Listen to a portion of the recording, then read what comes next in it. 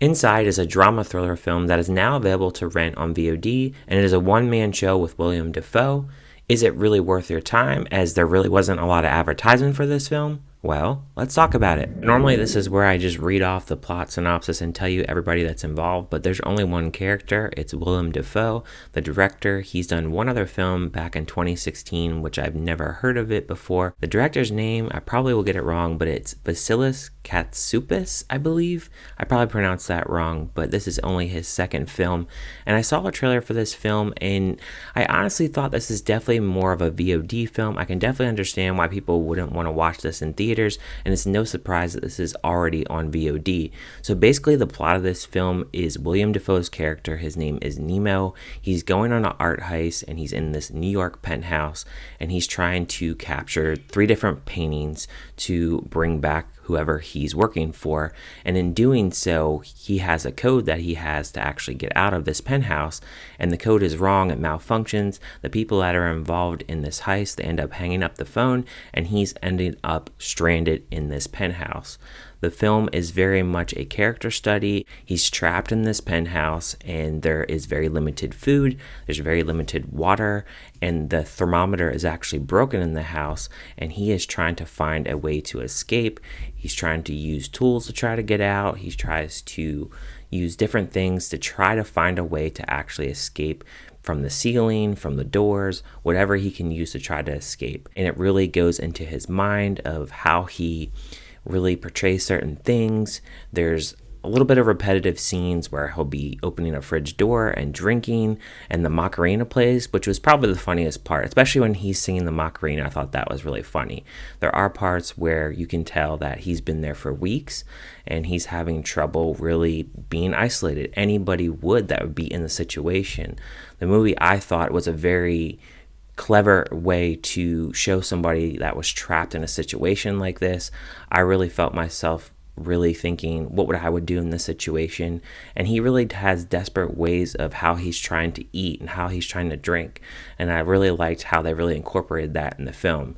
There are also ways in this film where it really reminded me of an A24 film, especially towards the end of the film. It really got kind of dark, it really felt kind of horror-like, and there was definitely some symbolism within the film. It's not a full narrative, which is a really tough sell for a movie. It's a very much physical endurance test that he really has to face, and it really does go into symbolic things like heaven and hell. His mind starts to wander while he's in this isolation, and while he's in this isolation, he's using objects as characteristics that he faces on his journey, and this builds his pyramid to really escape that madness. He becomes transfixed on religious aspects that he thinks will help him escape this hellish state that he's in. And I think the director here, when he gave him the script, he was like, read this script. He read it, and he went ahead and just went deranged and just derailed from proper behavior.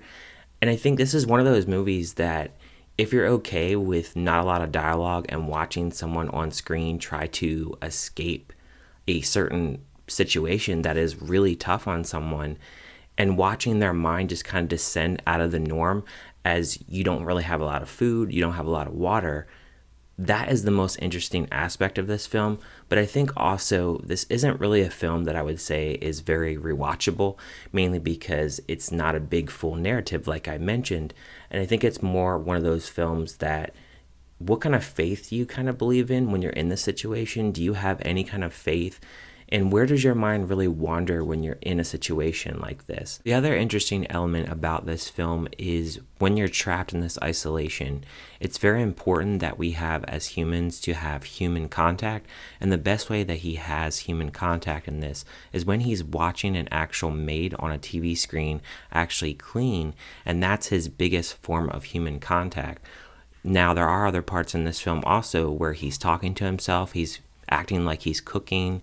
And I'm sure all of us at one point, if we've been alone, we've talked to ourselves, and it really does show that human connection and human contact is very important for our nature and our development as a person. So when you're going weeks without that and suffering without that, you start to have withdrawals and you start to really go off the deep end. And that's really what this film really tries to show. As far as a score for this film, I would give it a 3 out of 5. I think it's one of those films that if you're okay with a character study, okay that it doesn't have a big full narrative, and then a lot of the time there isn't a ton of dialogue, then you may not mind this movie. But I do understand that a lot of people, this isn't going to be their cup of tea, and I completely understand. But let me know down in the comments, what do you think about this film? Did you like it? Did you hate it? Was it just kind of meh? If you haven't seen this film, are you going to check it out? Let me know down in the comments. Thank you guys for watching as always, and I will see you guys on my next review.